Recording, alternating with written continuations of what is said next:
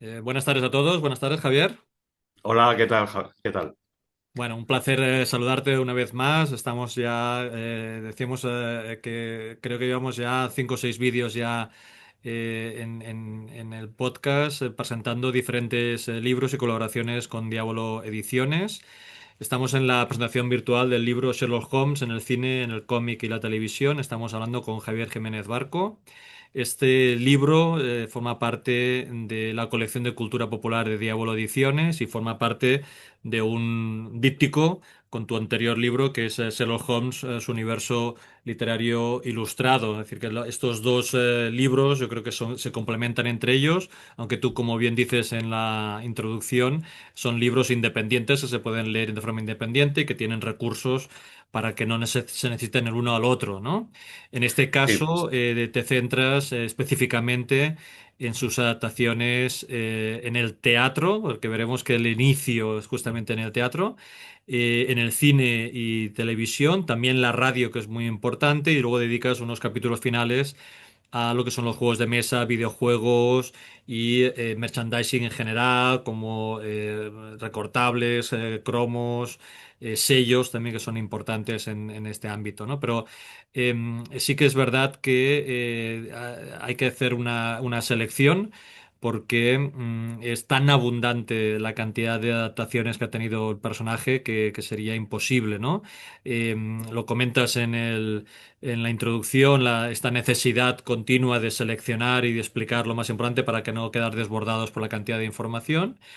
Pero sí que es verdad que aquí se aplicaría lo que Hemingway decía como el principio del iceberg, ¿no? De que tienes que tener claro todo lo que hay para poder mostrar solo una décima parte del iceberg, ¿no? claro, Que es lo que al final acabamos viendo, ¿no? Pero para poder ver esa décima parte, pues tienes una visión general que ya tú mismo reconoces, por ejemplo, en la bibliografía final del libro, hay una bibliografía muy interesante que entiendo que sirve de consulta para digamos, aspectos específicos, pero yo creo que realmente los lectores van a disfrutar muchísimo porque van a ver esa evolución, que lo divides en capítulos, pero son capítulos que están, como se dice normalmente, con vasos conectados porque están todos relacionados, pero bueno, los divides para que se entiendan mejor, pero sí que es verdad que la evolución del teatro hace que acabe viendo películas, el tema claro. del teatro y las Jordi, es películas que acaba es un haciendo que haya todo. radio.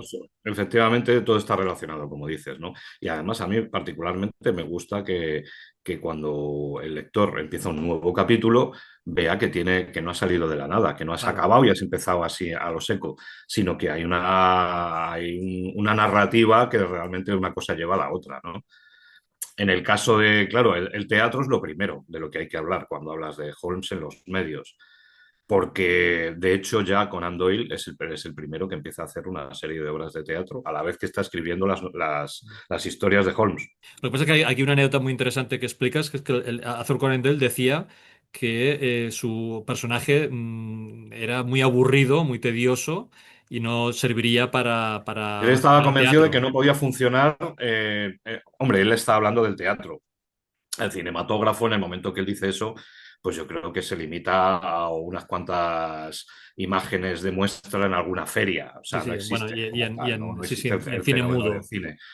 Pero claro, él, a la hora de pensar en Holmes en ese sentido, está hablando de una representación dramática, es decir, de teatro. Sí. Si él hubiera conocido el cine como tal, pues también lo habría dicho. Decía que, claro, que no veía cómo esos razonamientos de Holmes, que en el papel podían funcionar, cómo podías llevarlo a una representación. Y la verdad es que yo creo que eso es una cosa que entraña ciertos riesgos. O sea, es complicado. Bien, es verdad que, por ejemplo, pues eso también lo comento en algunas de las últimas adaptaciones, tanto al cómic como a la televisión, Sí. pues los realizadores sí que han sido capaces de meterse en la mente de Holmes y mostrarte, ¿no? Cómo llega a cada conclusión. Y eso, pues es un logro, ¿no? Pero Conan Doyle al principio no lo veía, decía, es que esto no puede funcionar, efectivamente. Lo que pasa De es que hecho, la concepción de la historia en sí es muy teatral porque al final acontece en espacios cerrados muchas veces y con diálogo de los personajes. Pero bueno, él decía que no tenía esta tensión dramática, ¿no? Y que podía ser tediosa, ¿no? sí, efectivamente. claro, las historias en sí sí son fácilmente adaptables a un entorno como es el teatro. Lo que es complicado, supongo que es en eso lo que a él se estaba refiriendo, es que, claro, como el meollo de la historia es el razonamiento holmesiano, el razonamiento inductivo y tal de que hace Gala Holmes, pues claro, dices que eso no se puede hacer, eso no queda Ya. bien. Y intentar explicar eso en una obra de teatro resultaría monótono y resultaría aburrido y tal. Y él no Claro. creía en ello. Pero mira, así a lo tonto, de hecho, en la primera obra de teatro que él empieza a adaptar, que es precisamente de Estudio en Escarlata, él descarta la parte de Holmes y se pone a adaptar la parte de Utah, que es el ángel de la oscuridad, y no llega a terminarla, ¿no? Y luego realmente, pues sí, pues con el tiempo se anima y hace una especie de obra y obrilla de teatro con elementos de escándalo en Bohemia y tal, y bueno, pues eso lo intenta vender. Bueno, y como comento en el libro, pues llega un productor teatral, el cual a su vez se lo pasa a William Gillette, que lo reescribe prácticamente entero, ¿no? Y esa es de alguna manera un poco la primera obra de teatro en la que Conan Doyle está metido, ¿no? Sobre, Ya. sobre Holmes.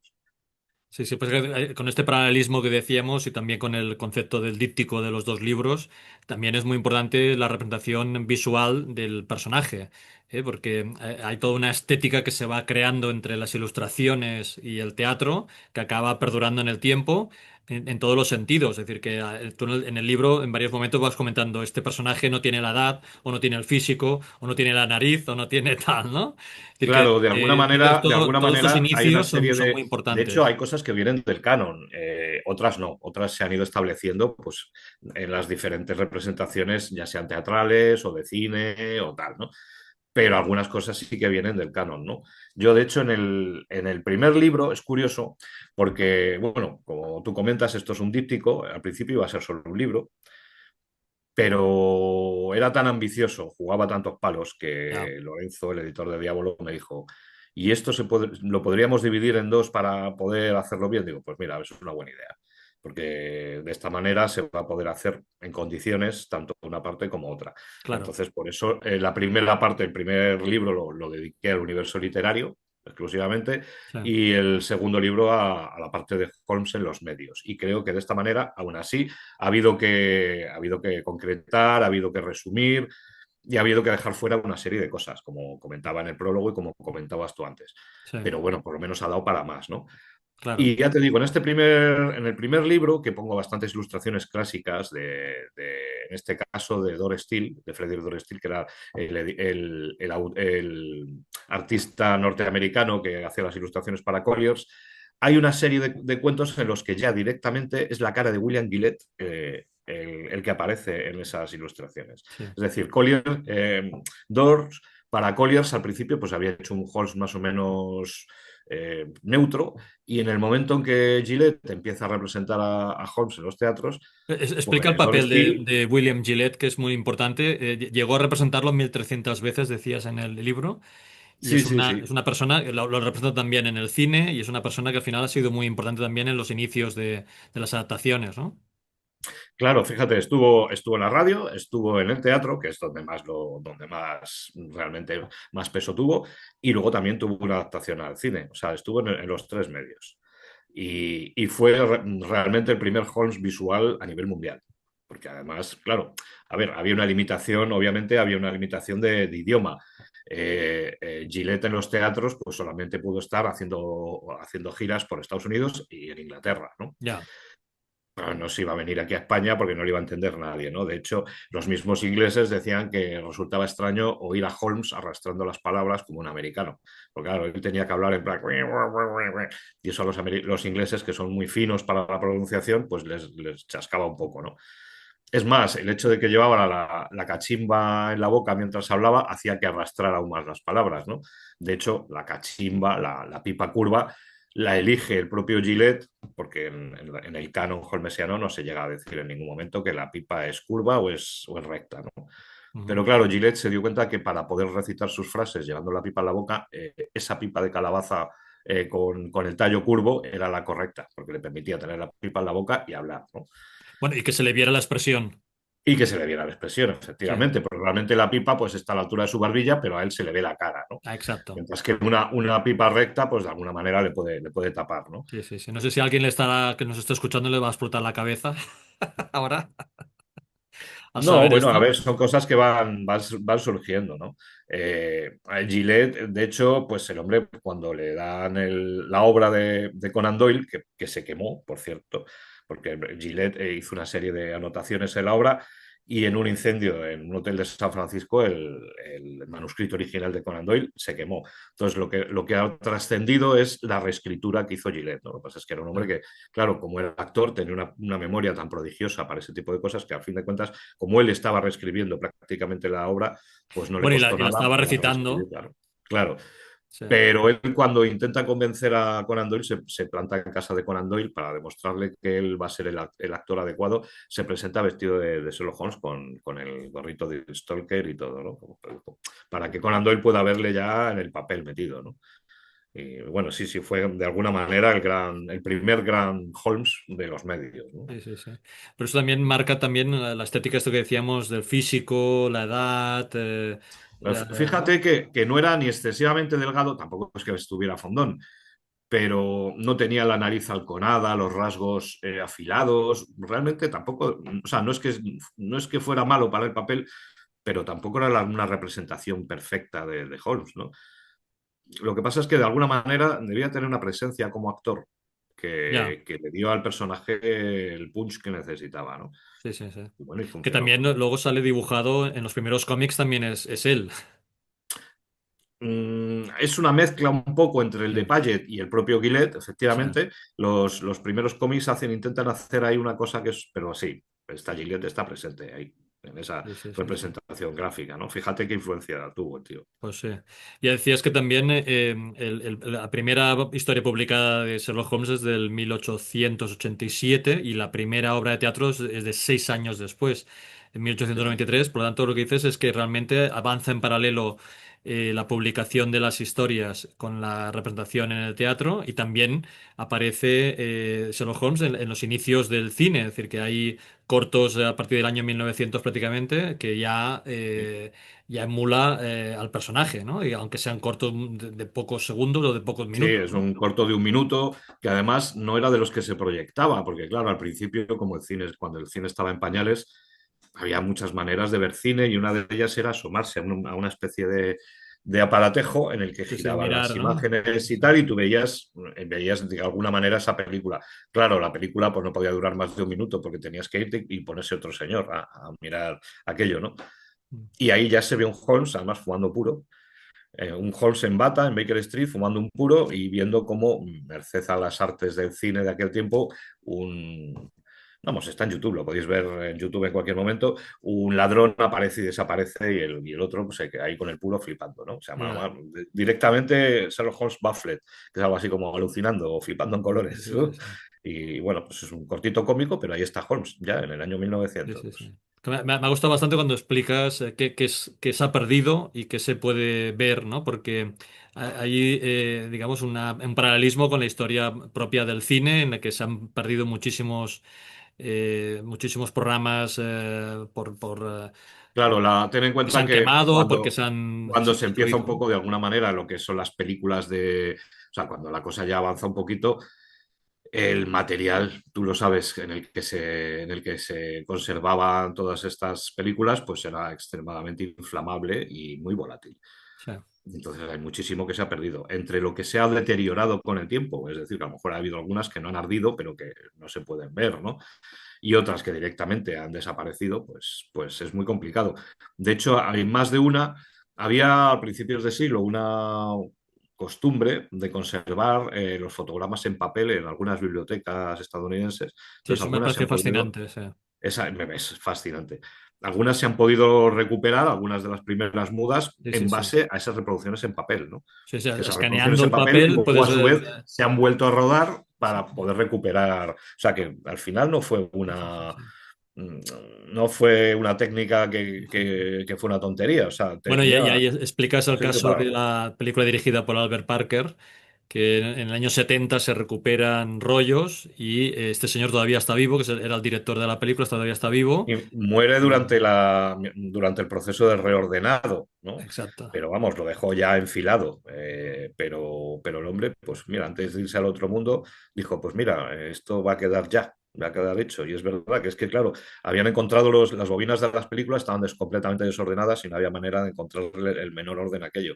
Y por suerte el director estaba vivo todavía y en sus últimos meses pues pudo estar asesorando el proceso de reconstrucción de la película.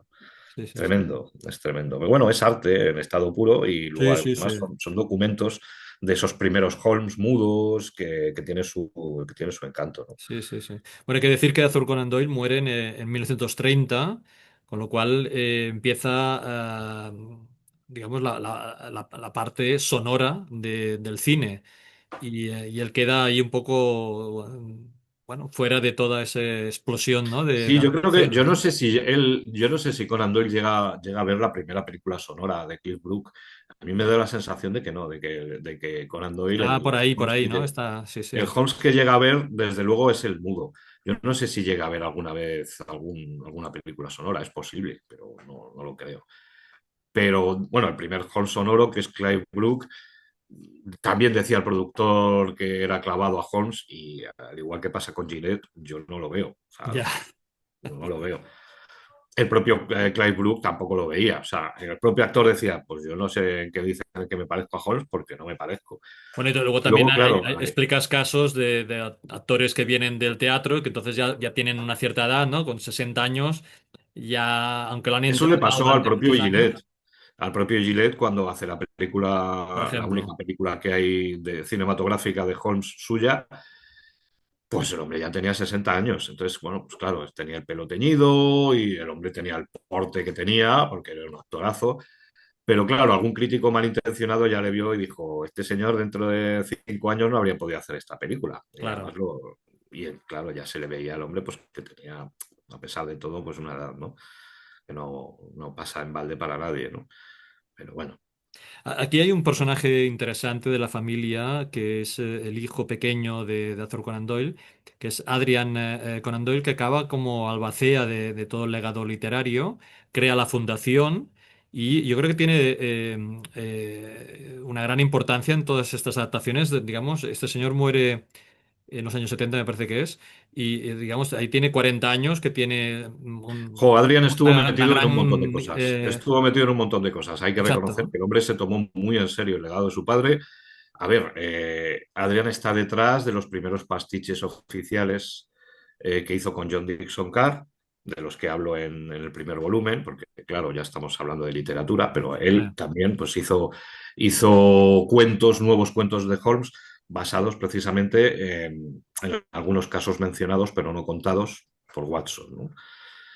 Y luego, aparte de su labor como escritor y como albacea del legado de su padre, pues él está metido pues, detrás de los programas de radio, claro. de algunas adaptaciones al cómic, como por ejemplo las que hace Edith Meiser, la guionista radiofónica, que también es Sí, guionista de La Tira y la página dominical. sí.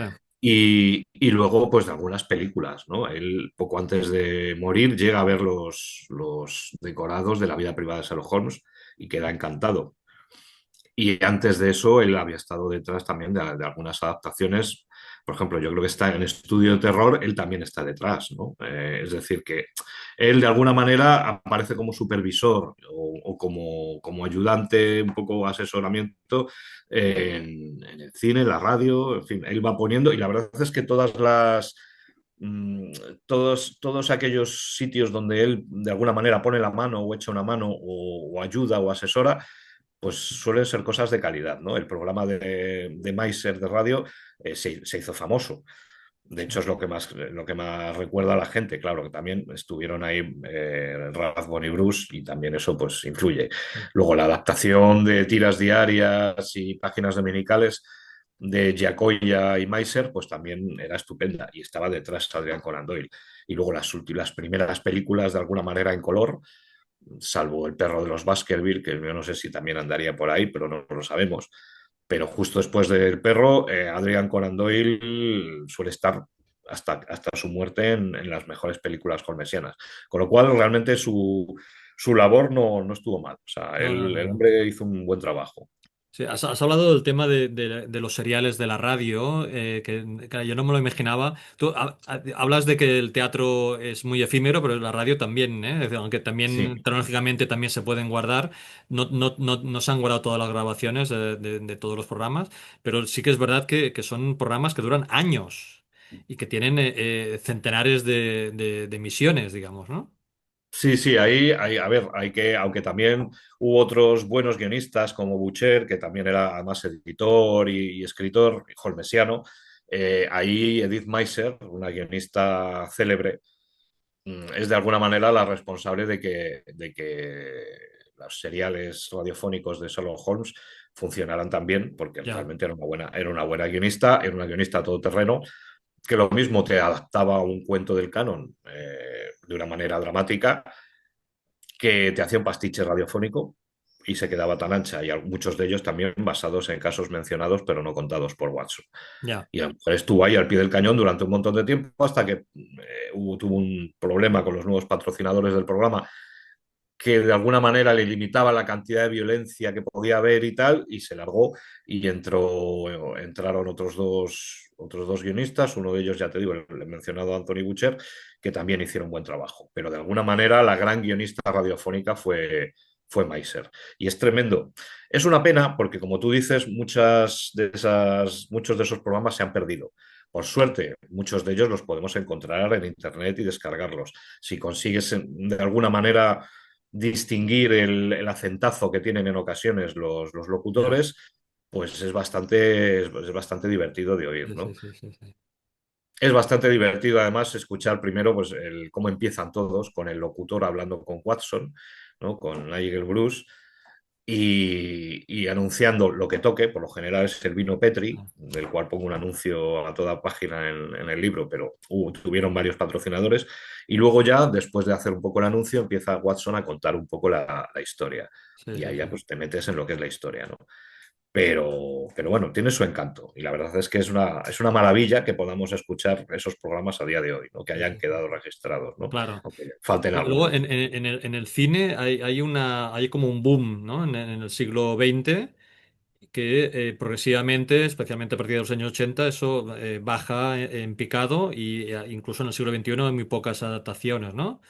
Puede ser que sea por un trasvase hacia la televisión, o sea, la forma en que tú lo explicas, como están dos capítulos diferentes, pero o sea, parece como si hubiera un trasvase de buscar el, No el te da la sensación, personaje. es que, a ver, de alguna manera el orden de los capítulos a mí me parecía el orden natural, ¿no? Claro, sí, sí, Me estoy parecía el orden natural que de Holmes acuerdo. empezara en el teatro y pasara al cine. Sí, Y que luego, pues después del cine, hablar un poco de la radio, que entronca un poco con la parte central del capítulo del cine, sí, y después pasar a la televisión. Y sí, de alguna manera, por supuesto que ha habido un traspase. Holmes se ha convertido en un personaje que todavía tiene mucho que decir, pero ahora lo está diciendo la televisión, sobre todo en las plataformas digitales. Porque claro, los primeros programas de televisión de Holmes, salvo el de la BBC, que estaba bastante bien, aunque era un poco, todavía tenía un poco rollo teatro, ¿no?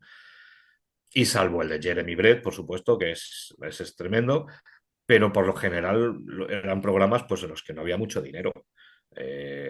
Claro, ten en cuenta que en los inicios de la televisión pues, era todo un poquito pedestre, en estudios, era un poco como un teatro televisado y no había los medios que hay ahora. Ahora, por el contrario, las plataformas digitales, pues Amazon o Netflix o Max, gastan millones y millones en aquello, en tirar la casa por la ventana y que haya unas localizaciones, unos decorados y un de todo estupendo, ¿no?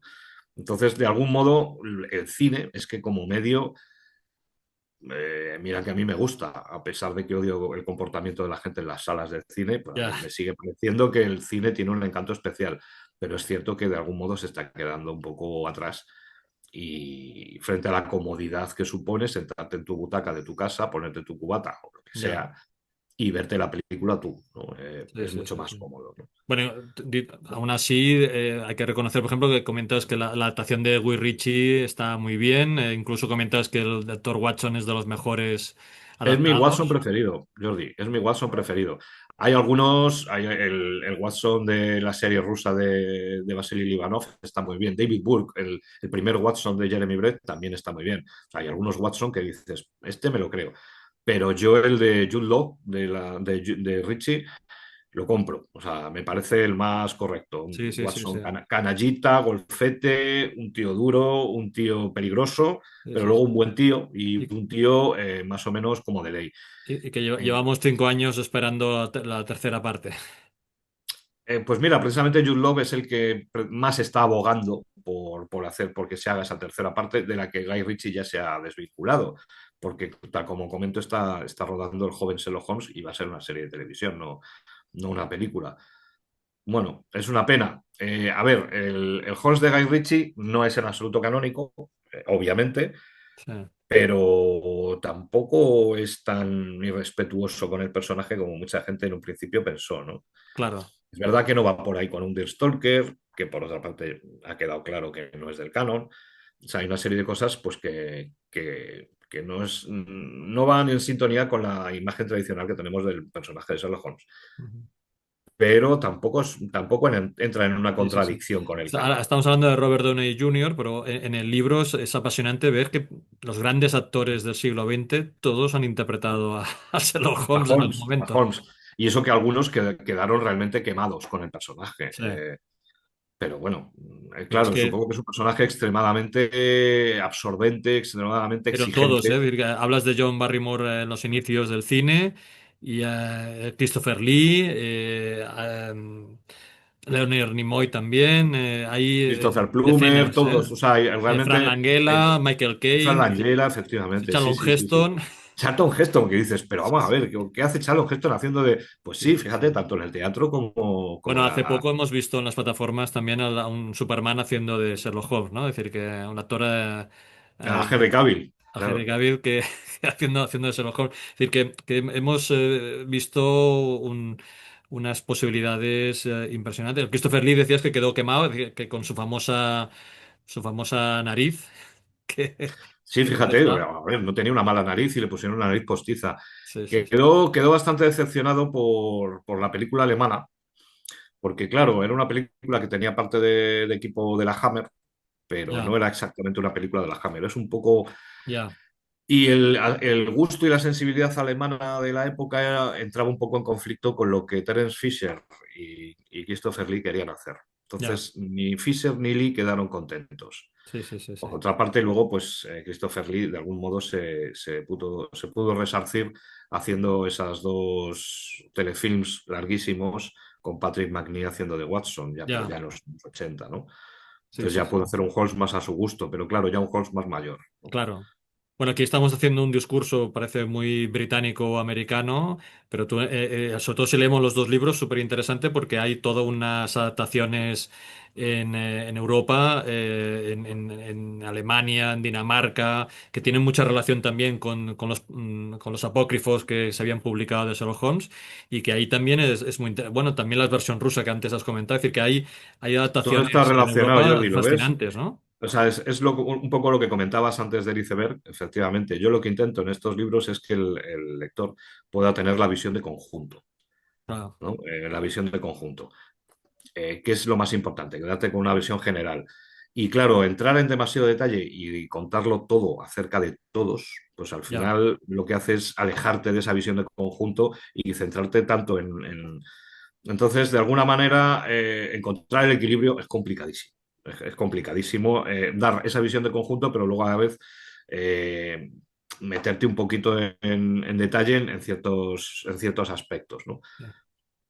Pero mira, por ejemplo, tú te has acordado, efectivamente, en el primer libro yo hablo de los apócrifos alemanes y de Sí, la tremenda influencia que acaban teniendo pues, en la manera de ver a Holmes en Europa en aquella época. claro, Y eso, efectivamente, en el cine y en el teatro de la época, cuando se dedican a adaptar a Holmes, tanto en el cine como en el teatro en Europa, en muchas ocasiones lo que están haciendo es tener en cuenta al Holmes de los apócrifos en lugar de al Holmes canónico de claro, Conan Doyle, ¿no?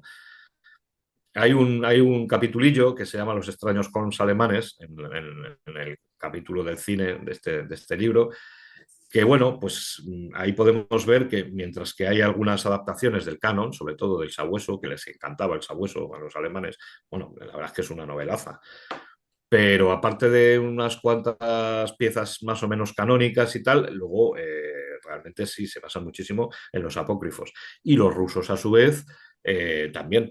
O sea, que hay una serie incluso de obras de teatro que no sabemos ahora mismo muy bien si se llegan a originar en Rusia y se importan a Alemania o viceversa, que están basadas directamente en los apócrifos. Otras no, pero también, bueno, pues, de algún modo son pastiches, ¿no? Es Claro. apasionante. Yo la verdad es que, a ver, el tema de la radio y el teatro realmente son los capítulos en los que menos me he metido, ¿no? Intento dar una visión global, intento centrarme en una serie de clásicos especialmente interesantes, pero te puedo asegurar que hay muchísimo más hilo del que tirar, tanto en un capítulo como en otro. Pero me pareció que si lo hacía, esa visión de conjunto de la que te hablaba antes se iba a perder, ¿no? Entonces, Bueno, como lectores hubiéramos quedado abrumados por la cantidad de información. Yo creo que la dosis que repartes es correcta y me sirve para disfrutar y hacer una lectura, una visión de todo el siglo XX muy, muy interesante. Bueno, del siglo XX y hasta ahora, porque, sí. por ejemplo, en el tema de las adaptaciones televisivas, estás hablando de lo que está saliendo ahora mismo en las Claro, plataformas. yo estaba atento a todo. Entonces, hasta en el momento de cerrar el libro, eh, había cosas que estaban como, como anunciadas para próximamente y ya habían empezado a emitir el primero, el segundo capítulo, con lo cual ya pude de alguna manera actualizar el texto y decir, ha empezado a emitirse el día tal, el día pascual, ¿no? Pero fíjate, estando el libro en imprenta, a ver, al final de todo el libro yo creo que de lo último que hablo es de los falsos Legos que reproducen el 221B de Baker Street, porque hay un montón de Legos de estos de AliExpress y tal, Sí, que tal. Y resulta que estando el libro en imprenta, Lego ha sacado un 221B de Baker Street oficial. Y eso oficial, no ha sí. llegado a entrar, y eso no ha llegado a entrar, porque claro, es que como están saliendo cosas continuamente, Sí. pues eso ya me pilló en imprenta, me dio una rabia tremenda, Jordi. Digo, joder, digo, fíjate que los hubieran sacado un mes antes y lo metía en el libro, ¿no? Pero bueno, por lo menos sí que hablo de algo del ego Sí, sí, sí. de Holmes, ¿no? Que sea No, un Lego fino. ahora es que una cosa son las adaptaciones de Sherlock Holmes y otra cosa es cuando Sherlock Holmes aparece como una excusa en un montón de series o en un montón de películas, que también citas muchas muy, muy importantes, ¿no? Pero ahí sí que he tenido que meter tijera, Ya, ¿vale? sí, sí, sí, Es decir, la evidente. lista no te puedes ni imaginar, la lista es como 10 veces más. Bueno, yo me A ver, quedo con la anécdota de Star Trek, que eso sí que es sí, es que apasionante. porque soy Trekkie, entonces no podía no Claro, ponerlo, ¿no? por eso, sí, sí. Pero realmente, a ver, yo soy más o menos exhaustivo, yo creo que bastante exhaustivo en las adaptaciones de cine y de televisión de Sherlock Holmes, ¿vale? O sea, aunque sea la hija de Sherlock Holmes, pero sale Sherlock Holmes. O sea, yo Ya, ahí todo eso sí lo pongo. Pero claro, cuando son cameos, no me puedo poner a listarlos todos, no, porque Holmes sale en una, vamos, tremenda variedad de series y de películas, aunque sea una persona disfrazada. O sea, te pones a hacer una lista y dices, mira, se nos va completamente. Y aparte que dices, bueno, y tampoco va a hacer que realmente la obra sea más interesante porque listes absolutamente todas las veces que alguien se ha disfrazado de Holmes o que el propio claro, Holmes ha salido un minutito en pantalla, ¿no? No tiene mucho claro. sentido. Entonces ahí sí que he metido tijera, porque yo me he centrado en lo que son las adaptaciones de Holmes o incluso los pastiches cinematográficos o televisivos de Holmes. Pero en los cameos, chico, ahí me he quedado, como tú dices, con las cosas que me gustan. Sí, claro, Holmes en Batman, Holmes en Star Trek, ese tipo de cosas, pues porque sí, porque tienen un encanto especial, pero ya pues mencionas algunos, pero claro. no me puedo poner a ponerlos todos, obviamente, ¿no? Sí, en tu libro también destacas dos aspectos muy interesantes, que es llevar a Sherlock y todo su universo por diferentes lugares del mundo, incluida España. Y ahora hace muy pocos años con una película de José Luis García. Y, y luego, sobre todo en el ámbito de la televisión, la oportunidad de llevar el Sherlock a la época moderna y ponerlo en un contexto, ¿no? Yo diría una de las series más destacadas es la británica Sherlock. que realmente destaca muchísimo, pero bueno, también hay el Elementary americano y muchísimas otras adaptaciones. O incluso Sherlock Holmes apócrifos, como es la serie del Doctor House, ¿no? Por ejemplo. Esa necesidad, digamos, de mantener el personaje y en vez de estar hablando, bueno, también hay alguna serie, alguna película que habla de descendientes de Sherlock Holmes, pero bueno, Sí. la idea es coger al Sherlock Holmes canónico y llevarlo a nuestra época, ¿no? Es decir, que estas dos visiones, ¿no? De llevar Sherlock Holmes a cualquier lugar, a la China, ¿no? Decías, cualquier sitio del mundo, y luego también la necesidad de llevarlo a nuestros días, adaptarlo a Creo que nuestros. las dos opciones tienen su encanto. Por un lado, esa necesidad de llevar a Sherlock Holmes a tal o cual país, pero además suele darse con un Sherlock Holmes clásico, es Ya, decir, estamos hablando de un Holmes victoriano, tiene su encanto. De hecho, se hace en su momento, se hace incluso en la literatura. Los apócrifos rusos de Sherlock Holmes, de los que apenas los menciono en el primer libro, pero apenas hablo porque ahí los que tuvieron peso fueron los alemanes. sí. Hay un montón de Holmes apócrifos rusos que básicamente es el Holmes de toda la vida que de alguna manera ha viajado a Rusia y está teniendo allí sus aventuras, ¿no? O sea, que eso se da ya en el ámbito de los libros y efectivamente durante un tiempo en el cine, incluso también un poquito en la televisión, se ha visto pues, a un Holmes más o menos victoriano viajando, pues, yo qué sé, a Brasil, en el Sangó de Baker Street, a Madrid, en Holmes y Watson Madrid Days, que comentabas tú de José Luis García, o incluso en fecha reciente, bueno, incluso hay una de Holmes en China, en la China clásica de aquella época, con un Watson chino. Y en fecha reciente ha habido también una teleserie rusa. Había una teleserie rusa con Holmes en Rusia, ¿no? Pero también es un Holmes más o menos victoriano. A mí eso me gusta porque de alguna manera sacas a Holmes de su entorno habitual, aunque sí se suelen buscar también entornos más o menos góticos, pero suele ser un Holmes más o menos clásico. Ahora bien, la actualización de Holmes creo que es algo que se ha hecho siempre y que a veces funciona muy bien y otras no, ¿vale? Es decir, Holmes en los medios, casi desde sus primeras películas, suele ser un Holmes actualizado. También lo comento en el libro, que muchas veces no somos conscientes de ello porque seguimos viendo a Holmes en una época antigua, Ah, pero claro, claro, en una y con época el, sí, antigua sí, que no es su época, claro, y ¿vale? con No es lo el mismo. abrigo y la cebadora y lo que sea, te da la Claro, de sensación de hecho, que por es ejemplo, Basil Rathbone, las dos primeras películas que hace, pues las hace en la época victoriana, pero luego cuando cambia el contrato y hace otras 12 películas claro, para la Universal, ya son películas en las que se ha actualizado su entorno y está en la guerra, está en la Segunda Guerra Mundial. claro. Es decir, que ha avanzado 40 años en el tiempo, ¿no? Sí, sí, sí, lo podríamos ver en los vehículos, por ejemplo, sí, sí, claro. Sí, sí, bueno, y además que están en las primeras, están en guerra contra los nazis, o sea que es que ahí no Sí, hay sí, sí, trampa ni cartón, ¿no? Es decir, se ha hecho siempre. Claro, ahora lo ves y dices, bueno, sigue siendo un Holmes antiguo, ya, pero en aquella época no, en aquella época era un Holmes actual. claro, Entonces, eso se ha hecho siempre, y ya te digo, a veces no funciona. En algunas ocasiones hay alguna película de los años 70 sobre la que paso un poquito de puntillas, pero sí menciono en el libro, pues que lleva a Holmes a, pues, yo que sé, a San Francisco de los años 70 y tal, y bueno, pues es curioso, ¿no? Y ahí lo que están haciendo es de alguna manera trasplantar al Holmes clásico que por algún motivo ha despertado o ha revivido en la actualidad. Eso no suele funcionar muy bien, ¿no?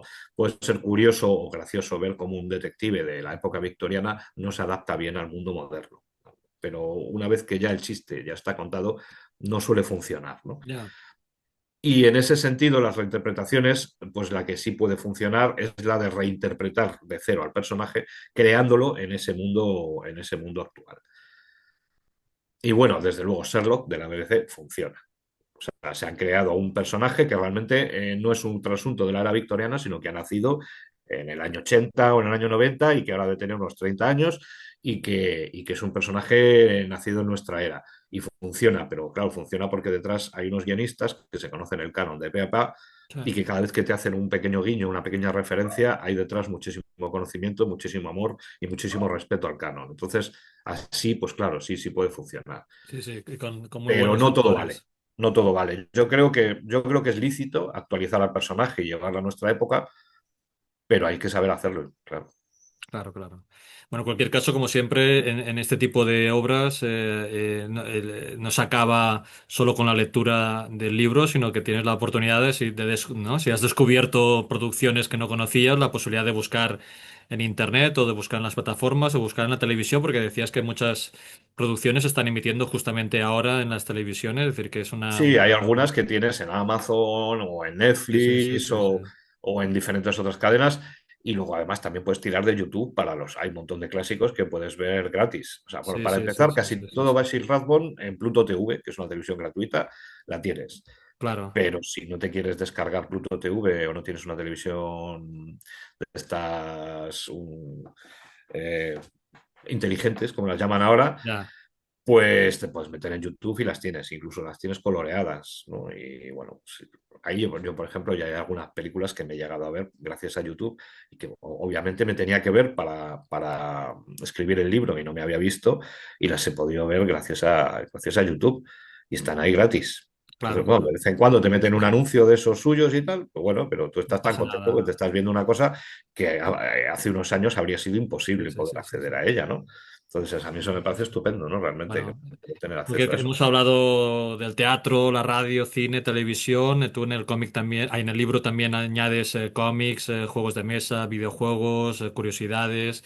Es un libro muy, muy completo y que recomendamos la lectura y también la lectura en forma de díptico con el primer libro que habías publicado de Sherlock Holmes. Pero bueno, que los dos, como decíamos, funcionan de forma independiente. ¿Tú tienes alguna cosa que quieres comentar que no haya salido en la charla, en la conversación? No, bueno, agradecer a Lorenzo el buen tino que tuvo cuando le presenté el proyecto, el buen tino que tuvo al decir esto deberían ser dos libros, porque efectivamente tenía toda la razón. Y la oportunidad que me ha dado de hacerlos y hacerlos de un modo que haya quedado yo satisfecho y también agradecerle a la gente pues que el primer libro ha funcionado muy bien y que bueno pues que espero que este segundo también funcione, que yo creo que les va a gustar y que les va a dar lo que buscan, ¿no? De alguna manera, ¿no? Claro. Bueno, pues oye, te deseo muchísima suerte. Esta grabación la estamos haciendo a finales de mayo de 2025, que es justo cuando llega a las librerías este libro. Y espero que vaya muy bien. Y tú ya has anunciado en las redes que estás trabajando en dos libros más en el ámbito también de la cultura popular y que también va a publicar Diablo.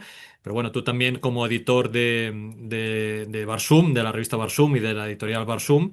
Llevas muchísimos años también trabajando en la difusión de la cultura popular, pero también específicamente también de Sherlock Holmes, ¿eh? Que has Sí, traducido la verdad y es has que redactado.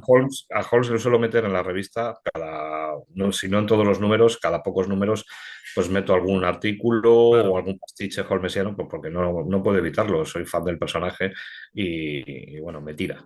claro que sí. Entonces, Sí, sí, sí. Pues oye, te deseo muchísima suerte, espero que vaya muy bien muchísimas y gracias, nos Jordi. vemos en la próxima. De acuerdo, un abrazo. Un abrazo, hasta la próxima.